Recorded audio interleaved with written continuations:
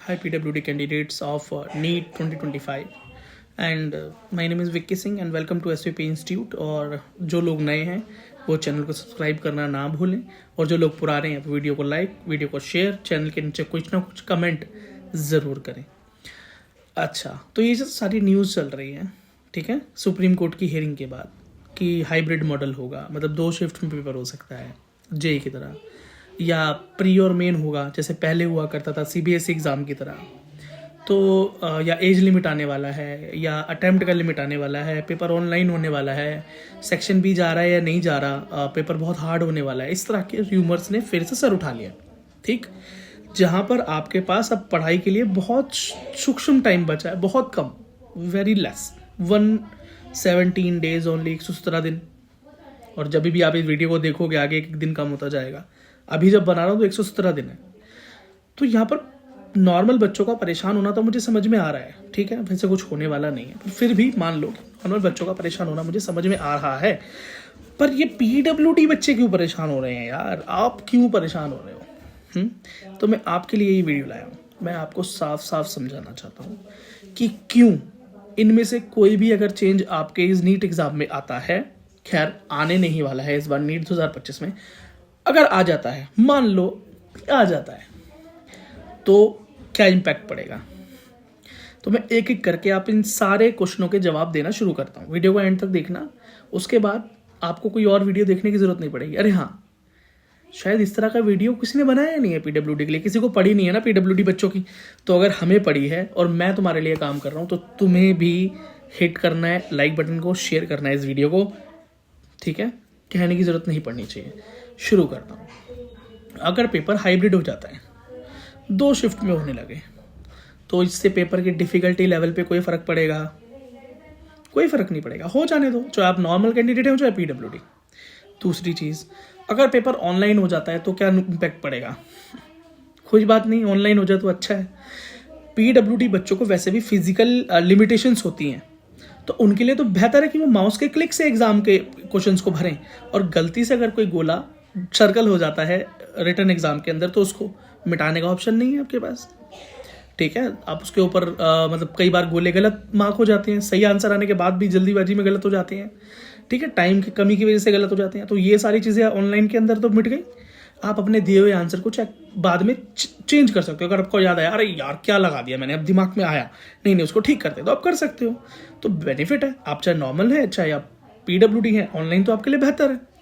उसके अंदर आपको टाइम भी एक्स्ट्रा मिलेगा, है ना, शीट भरने का टाइम, ये इतने सारे सिग्नेचर और ये OMR शीट के अंदर इतने सारे क्रेडेंशियल्स भरने का समय बचेगा, अच्छा है आपके लिए, तो पॉजिटिव चेंज हो जाएगा। अगर पेपर प्री और मेन में हो जाए तो क्या होगा? चलो इससे पहले वो एज लिमिट वाला मिथ खत्म करते हैं। अगर एज लिमिट आ गया तो क्या होगा? तो भाई PWD कैंडिडेट्स के लिए ऑलरेडी जो एज है वो 10 साल एक्सटेंडेड है, आपको पता है, शायद आपको नहीं पता होगा, या पता होगा तो अच्छी बात है, नहीं तो मैं बता देता हूँ कि 10 साल वैसे भी आपको कंसेशन मिलता है उम्र में। अगर मान लो कि 25 है फॉर जनरल, तो आपके लिए 35 हो गई ऑलरेडी, है ना। OBC EWS के लिए भी सेम है, तो आपके लिए 35 हो गई। अगर आप SC ST तो आपके लिए 38 हो गई। तो आपकी जब 35-38 पहले ही आपको दे रखी है उम्र, तो मुझे तो लगता नहीं है कि आप 35 साल से भी ज़्यादा के हो चुके हैं एज लिमिट के हिसाब से, ठीक है। अच्छा, ये एज लिमिट मैं कहाँ से निकाल के लाया हूँ? मैं गवर्नमेंट एग्जाम से लेके आया हूँ। नीट में कोई एज लिमिट है ही नहीं। नीट एग्जामिनेशन के अंदर एज लिमिट है नहीं, लगाई थी शुरुआत में जब नीट एग्जाम को फर्स्ट टाइम लाया गया था, तो सुप्रीम कोर्ट के ऑर्डर पर ये एज लिमिट को हटा दिया गया। खैर इसका एक बैकग्राउंड है क्यों हटाया गया, उसके लिए मैं एक वीडियो पहले ही बना चुका हूँ, अगर आप कहोगे तो एक बार फिर से बना दूंगा। तो एज लिमिट ख़त्म हो गया, ठीक है। एक सेकेंड,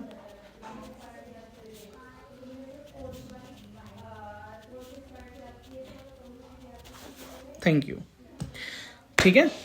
तो आपको एज लिमिट से डरने की जरूरत नहीं, हो जाने दो लिमिट, आपकी तो वैसे लिमिट बढ़ी हुई है 10 साल, ठीक है। सेक्शन B रिमूव होगा तो क्या होगा? अब वो सेक्शन B PWD के लिए हटे या नॉर्मल बच्चों के लिए हटे? आपका तो वैसे भी कट ऑफ बहुत कम है, मतलब 720 से आप अपना कट ऑफ देखो तो 160 के आसपास का बनेगा जनरल के लिए, ओबीसी के लिए, ईडब्ल्यूएस के लिए। SC ST का 150 के आसपास का कट ऑफ बनेगा, इससे भी 10 नंबर और भी कम हो सकते हैं। तो आपका कट ऑफ तो ऑलरेडी 720 से काफ़ी कम है, और उसके बाद भी सेक्शन बी हट जाए तो हट जाए, कोई बात नहीं, हमें क्या फ़र्क पड़ रहा है। PWD बच्चों को बिल्कुल भी कोई फ़र्क नहीं पड़ेगा सेक्शन बी के जाने से। चलो हाँ, फ़र्क पड़ेगा अगर आप एक PWD कैंडिडेट हैं लेकिन आपका स्कोर जो गोल है वो भाई 600 प्लस मारने का है, तो आपके लिए पेपर के डिफिकल्टी लेवल में इंक्रीज हो जाएगा, इसमें कोई दो राय नहीं है। अच्छा, अगर सेक्शन बी हट जाता है तो क्या होगा, तो आपकी ये क्वालिफाइंग कट ऑफ और भी डाउन हो जाएगी। 160 है तो वो 150 ही रह जाएगी, और वो 150 बोल रहा हूँ SC ST के लिए, तो वो 150 से घट के 135 30-35 के बीच में रह जाएगी। तो आपके लिए तो पॉजिटिव चेंज हुआ, आपके लिए तो नेगेटिव नहीं हुआ। अगर यहाँ पर प्री और मेन में डिवाइड हो जाए एग्जाम तो क्या होगा, तो भी कुछ नहीं होगा। आपको तो वैसे भी नीट के एग्जाम में भी क्वालिफाइंग मार्क्स ही लाने होते हैं, तो आपको प्री में भी सिर्फ क्वालिफाइंग मार्क्स लाने होंगे, आप ले आओगे।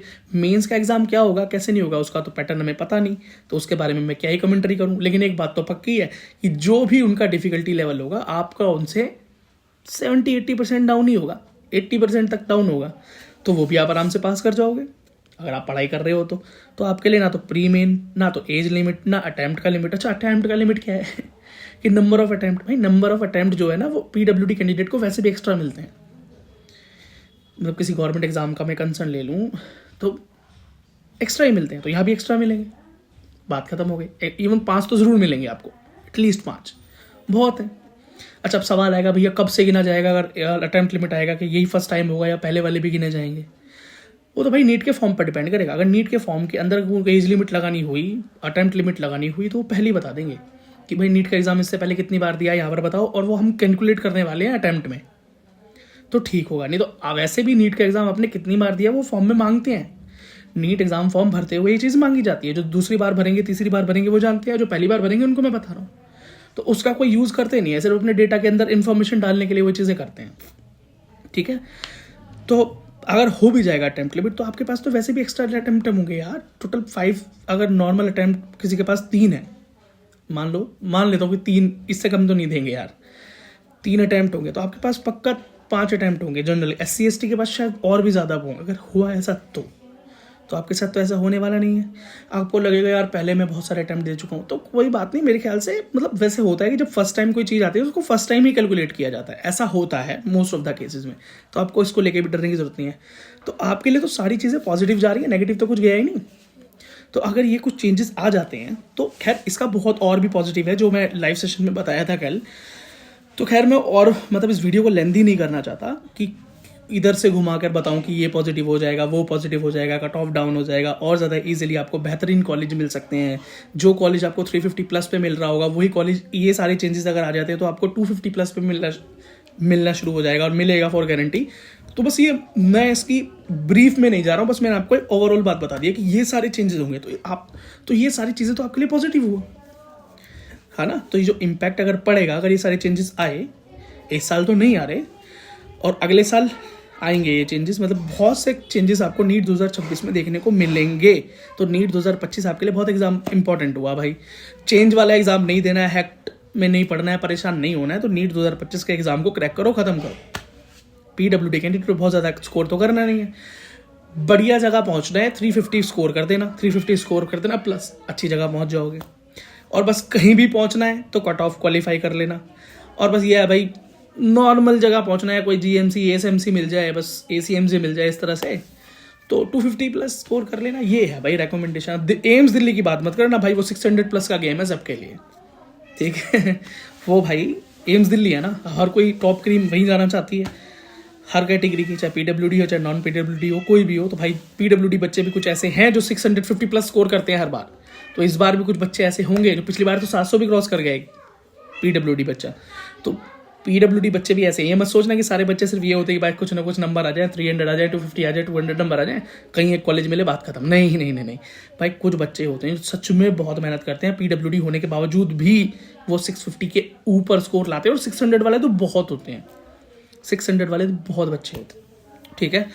तो आई होप ये वीडियो आपको पसंद आया होगा। अगर कुछ पूछना चाहते हैं, कुछ कहना चाहते हैं, तो कमेंट सेक्शन नीचे खुला हुआ है। अगर आपके पास कोई सवाल नहीं है तो कुछ ना कुछ कमेंट सेक्शन में ज़रूर पोस्ट करके जाएं, चाहे थम्स अप ही डाल दें, ठीक है। इससे क्या होता है, इससे होता है कि चैनल को मदद मिलती है, वीडियो को मदद मिलती है, मुझे सपोर्ट मिलेगा आपकी तरफ से, तो मुझे मोटिवेशन मिलेगा आपके लिए और इस तरह की वीडियोस बनाने के लिए। और अगर आप एसवीपी इंस्टीट्यूट को सपोर्ट नहीं करेंगे, क्योंकि एसवीपी इंस्टीट्यूट आपके लिए पूरी तरीके से तत्पर है, पूरी तरीके से डेडिकेटेड है, तो फिर यार मुझे कैसे मोटिवेशन मिलेगा तुम्हारे लिए काम करने के लिए, ठीक है। तो ये एक लेन देन का गेम है भाई ठीक है। तो please I request you all to support SVP institute by sharing the video, by liking the video, by subscribing the channel. और आप चाहें तो फाइनेंशियली भी हमें सपोर्ट कर सकते हैं, कोई भी छोटा अमाउंट या कोई भी बड़ा अमाउंट जो भी आप देना चाहें, वो बार कोड आपके साइड में आपको दिखाई दे रहा है, वहाँ पर आप डोनेट करके हमें सपोर्ट कर सकते हैं।